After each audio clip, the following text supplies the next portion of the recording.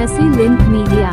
Varanasi link media में आपका स्वागत है। आइए देखते हैं शहर की आबादी बढ़ेगी तो बीमारी बढ़ेगी, उसका सामना करने में डी फार्मा बी फार्मा वाले सक्षम। रविंद्र जायसवाल। वाराणसी के खजूरी राज तालाब में न्यू आरएस फार्मेसी कॉलेज का शुभारंभ प्रवेश शुरू किया गया। कहा सरकारी दर पर उच्च शिक्षा मिलेगी। आयुष जायसवाल ने AKTU लखनऊ और BTEUP से संबद्ध फार्मेसी काउंसिल ऑफ इंडिया द्वारा मान्यता प्राप्त AICTE द्वारा अनुमोदित RS pharmacy college Varanasi Prayagraj highway मार्ग पर खजूरी राज तालाब में आज खुला, जिसका शुभारंभ उत्तर प्रदेश सरकार के स्टाम्प व न्यायालय शुल्क तथा पंजीयन विभाग के राज्य मंत्री रविंद्र जायसवाल स्वतंत्र प्रभार ने शिलापट का अनावरण के साथ दीप प्रज्वलन कर किया। इस अवसर पर बतौर मुख्य अतिथि रविंद्र जायसवाल ने कहा कि जैसे जैसे आबादी बढ़ेगी तो बीमारी बढ़ेगी, उसी अनुपात में दवाई बनाने की आवश्यकता पड़ेगी। उसमें डी फार्मा बी फार्मा वालों की आवश्यकता पड़ेगी। कॉलेज में डी फार्मा की फीस मात्र 45,000 प्रति वर्ष रखी गई है, जबकि बी फार्मा की फीस 63,300 प्रति वर्ष रखी गई है, जो किसी में सरकारी कॉलेज की फीस के बराबर है। AC smart lab room, AC transport, 13 से अधिक लैब उपलब्ध है। कॉलेज में इस कार्य के लिए उनके पास 2 वर्ष की डिग्री होनी चाहिए। यह बच्चे दवाएं भी बना सकेंगे और अस्पताल भी खोल सकते हैं। जितना महत्व डॉक्टर का है उतना ही अस्पताल का है, इसलिए को फार्मेसी काउंसिल बनाया गया है ताकि गुणवत्ता की जांच की जा सके।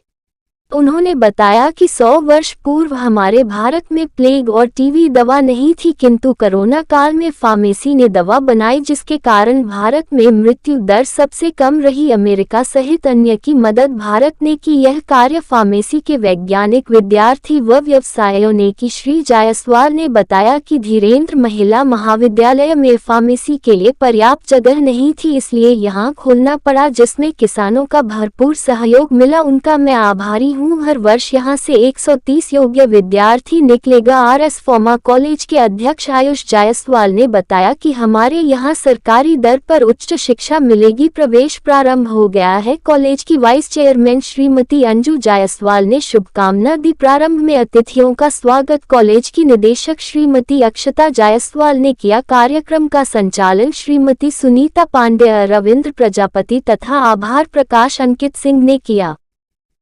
तिवारी जी बता रहे थे कि आरएस फार्मेसी का महत्व क्या है। देश के 300 साल के इतिहास से देखते हैं आप, तो लगभग 100 साल पर महामारी आया है। 2019 में कोरोना आया है, तो 1919 में प्लेग आया था,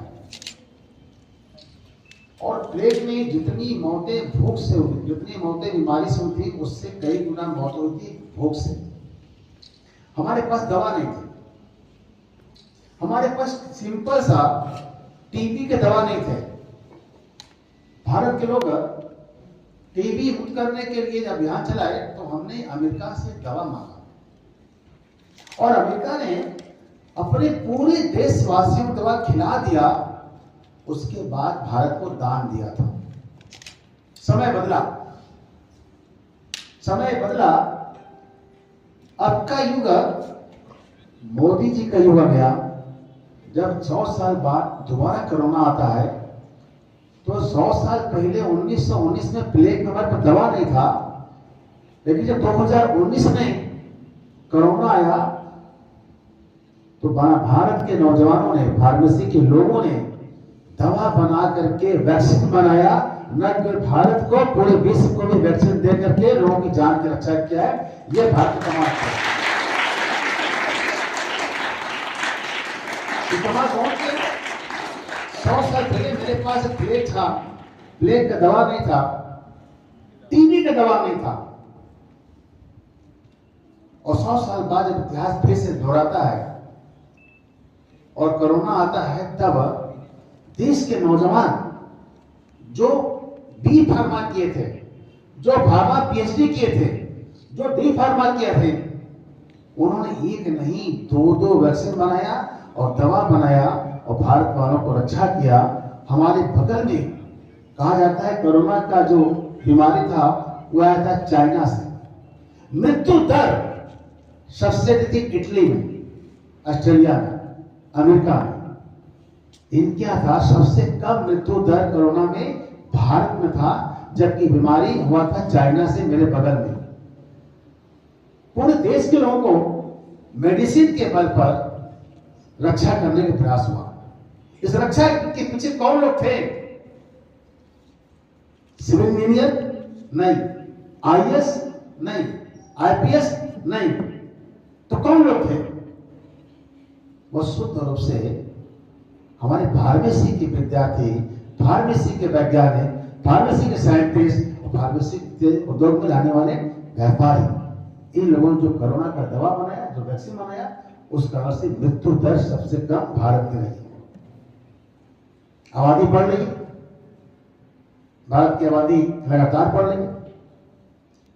तिवारी जी कह रहे थे कई सामने चुनौतियां खड़ी हैं। आबादी बढ़ेगी तो बीमारी बढ़ेगी, और जब बीमारी बढ़ेगी तो मेडिसिन बनाने वाले की भी आवश्यकता पड़ेगी।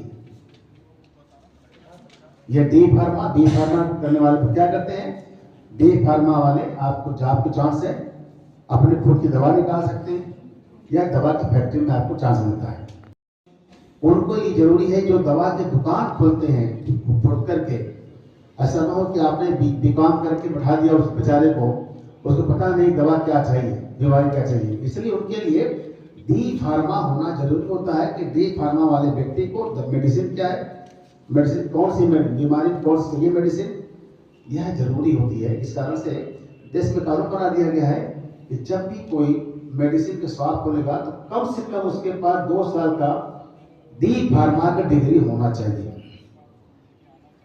और जो फैक्ट्री में काम करेंगे, फैक्ट्री होना चाहते हैं मेडिसिन का, वो 4 साल का कोर्स होना चाहिए। और एक नई कोर्स है तिवारी जी, क्या बोलते हैं उसे? अब उसमें फार्म डी, उसमें क्या है कि अब अस्पताल खोल करके बच्चे यह ट्रीटमेंट भी कर सकते हैं, यानी एमबीबीएस साथ साथ ये कोर्स वाले भी आगे भविष्य करेंगे। जितना महत्व डॉक्टर का इलाज के लिए, उतना ही महत्व मेडिसिन का भी है। सस्ती मेडिसिन कैसे आए, अच्छी से मेडिसिन आए, ये चुनौती है फार्मेसी के लिए। 1932 में जब बीएचओ खोला गया फार्मेसी का नया इंस्टीट्यूट, फर्स्ट इंस्टीट्यूट, उसके बाद पूरे देश में चला सिलसिला, सरकार ने कानून बनाया, व्यवस्था दिया, फार्मेसी काउंसिल बना दी गई। फार्मेसी काउंसिल बनाने के बाद इसके लिए हर स्टेट में एक बोर्ड बनाया गया, हर स्टेट में एक बना दिया गया, यूनिवर्सिटी बना दिया गया, और यूनिवर्सिटी और बोर्ड अलग अलग, डी फार्मा के लिए बोर्ड और डिग्री के लिए यूनिवर्सिटी,